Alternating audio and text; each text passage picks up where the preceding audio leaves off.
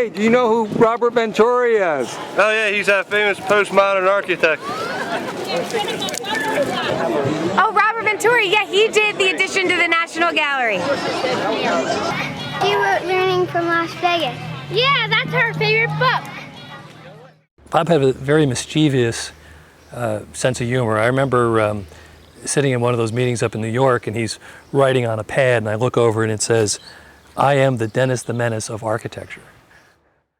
Yeah, now Marshall McLuhan deals with it in terms of it being a high intensity, you understand, a hot medium. What I wouldn't give for a large sock with horse manure in it. What do you do when you get stuck on a movie line with a guy like this behind you? Wait a minute, why can't I give my opinion? This is a free country. I mean, aren't you ashamed to pontificate like that? And you don't know anything about Marshall McLuhan's work. Really? I happen to teach a class at Columbia called TV, Media, and Culture. So I think that my insights into Mr. McLuhan, well, have a great deal of validity. Oh, do you? Yeah. Well, that's funny, because I happen to have Mr. McLuhan right here. I heard what you were saying. You know nothing of my work. How you ever got to teach a course in anything is totally amazing. Boy, if life were only like this. Actually, that's precisely what I don't want real life to be like. I've been spouting off about Robert Venturi to students for years, and now I'm going to get to meet him. I hope he doesn't give me the Marshall McLuhan treatment. What I had been telling students was that we live in what's called the postmodern era, and that an architect from our fair city of Philadelphia named Robert Venturi essentially invented postmodernism when he wrote a book called Learning from Las Vegas. Then I would draw a picture of one of the World Trade Towers, label it modernism. Next, I'd sketch Philip Johnson's AT&T building, which looks like a big piece of furniture, and label it postmodernism. I'd then move on to less confusing topics. But to be honest, my understanding of POMO was pretty shallow. Postmodern, postmodern, postmodern. And then, out of the blue, I got an invitation from some architects and art professors at Swarthmore to go meet Mr. Venturi. I'm in Swarthmore, Pennsylvania. I really don't know enough about postmodernism to ask intelligent questions, but I'll see if my companions know anything. They should. They're art professors at Swarthmore College. What exactly is postmodernism? We're moving on. I'm just not going to tell you. What is postmodernism? Postmodernism. And did Robert Venturi invent it? No, but he was one of the pioneers. Postmodernism, in my opinion, is an attempt to embrace the pluralistic society in which we now live into architecture, art, that draws from a variety of traditions, vernacular as well as high art, and attempts to meld them together into something that is thought to be more representative of who we are and more nourishing to us as art and architecture. It turns out my fears of receiving the McLuhan treatment weren't justified. Robert Venturi is a heck of a nice guy, and for those out there who might not think my filmmaking style is sufficiently reverent, he actually encouraged me to do things my own way. I enjoy telling young people you should really think of what turns you on and learn from that. You shouldn't be turned on by what you're supposed to like. Really think about, what do I really like, what really turns me on, what inspires me, and sort of go from there. That doesn't mean you should necessarily be improper, but don't worry about being improper if it makes sense at the time. In my career, I've had the privilege of meeting, at least, if not working with, a number of great architects. Especially the work we did with Disney, where we interacted a lot with people you may have heard of. Michael Graves, with Charlie Moore, with Caesar Pelli, Bob Stern and Jack Robertson and people like that. Bob is unique that he generally seems to care. I mean, he's essentially basically a nice person, which maybe part of the reason why he was never super successful as a business person. The architecture firm never got to the heights you would think it might with the kind of intellectual power that was behind it. We don't get commercial clients because they think of us as too highfalutin. We won't keep the budget and all that, which isn't true. We're very good about keeping the budget. Very good at that. We do that always. We consider keeping within the budget a very important part of the process. But we don't have too much opportunity. We do have some of that university work. And we did a lot of fabulous work at Princeton, which we had fun doing. But Bob is the kind of person who, anybody would come into the office, he would take time to leave his desk, walk over and say hello and chat for a few minutes, make sure he was taken care of or something, we were supposed to see him. When we go to Frank Gehry's office, the first thing they tell you at Gary's office is like, don't talk to Frank, don't, stay away from him, don't go, don't try to, okay. In order to flesh out my rudimentary knowledge about Robert Venturi, one of the first things I did, go to Wikipedia. Robert Charles Venturi, born June 25th, 1925, is an American architect, founding principal of the firm Venturi, Scott Brown and Associates, and one of the major figures in the architecture of the 20th century. When did you first decide you wanted to get into architecture? From the very beginning, like when I was 3 years old, I knew I wanted to be an architect. And both my parents loved architecture and were interested. They probably influenced me. But from the very beginning, I knew I wanted to be an architect. I played in sandboxes a lot, and built buildings in the sand. You know what a sandbox is? Yeah, oh yeah. I built buildings in sandboxes and stuff like that. Spending an afternoon with Robert Venturi, I learned that there are two women who have played pivotal roles in his life.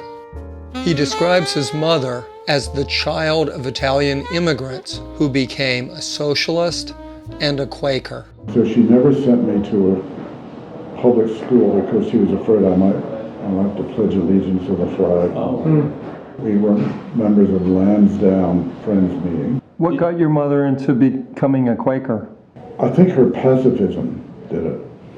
And she was affected a lot by a teacher she had named Miss Carroll. And Miss Carroll realized my mother was a special, bright person.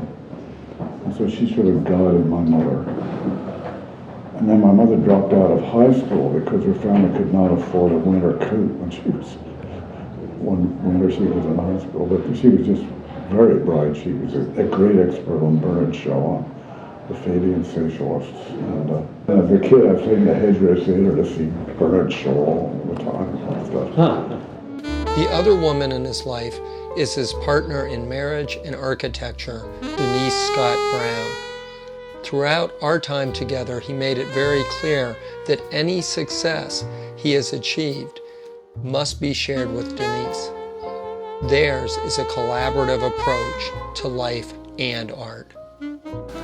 You said when you were in England you had a hard time getting along with English, but isn't Denise English? She's sort of English. She's from South Africa, so that was part of England. Oh, I saw an interview and she sounded like she had an English accent. It was essentially English. Yeah, she's not here today, unfortunately.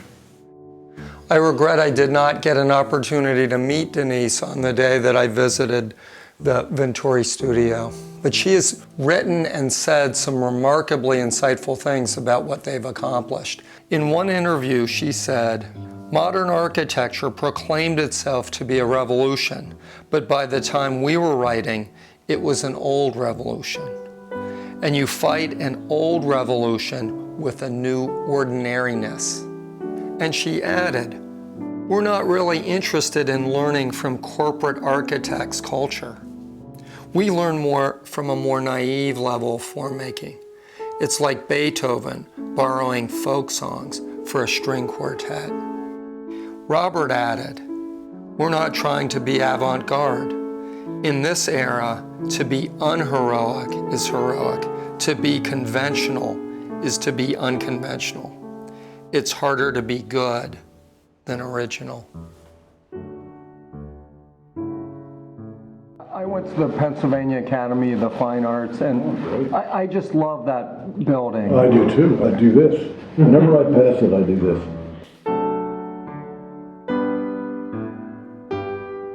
Robert Venturi greatly admires the architecture of the past. Another Philadelphia building he loves is the PSFS building with its iconic sign.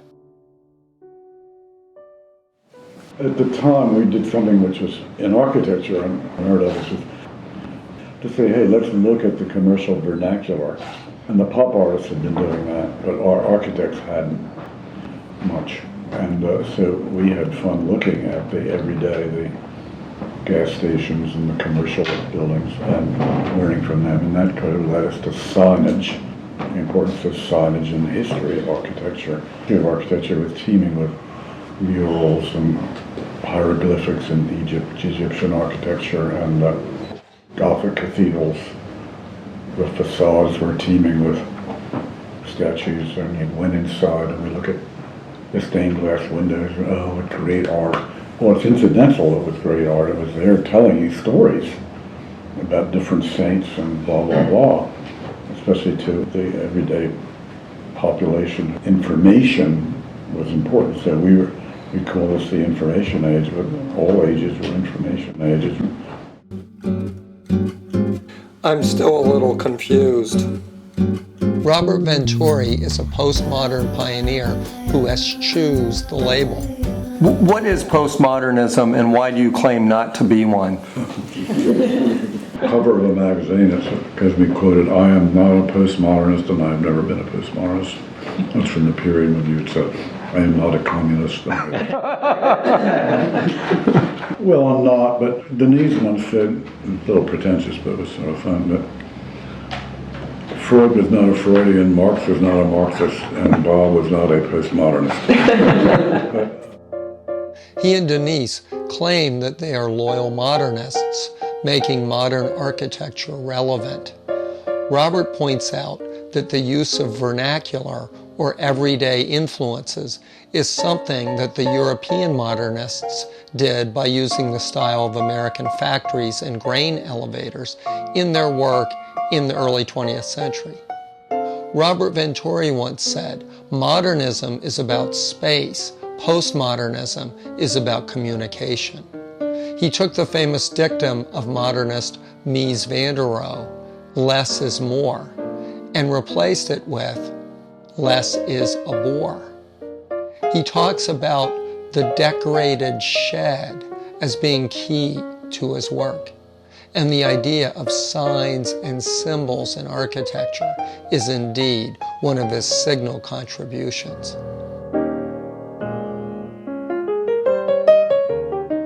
By George, I think I've got it. I finally understand Robert Venturi's postmodern architecture. He uses vernacular or everyday sources, and he's really into signs. You have to think about what it was like in the 1960s with what was called the modern movement or the international style, which was all about the importance of the thing or the object as opposed to the place where it exists. You know, we all loved what Corbusier wrote and Mies and everybody else. It was all about an architecture that could be anywhere. Living in the machine, the sort of the 7 rules of Corbusier talked about pulling it off the ground and keeping it white and making it functional. Very little about, actually nothing about where the building actually sat or where it was placed. But Bob's, you can sum up his importance in one quick idea, which is obviously very hard. It's the reestablishment of contextualism as an important aspect in architectural design. Say what? What the heck is contextualism? You could say contextualism is that the building should fit comfortably within its surroundings, that where it's located makes is very important.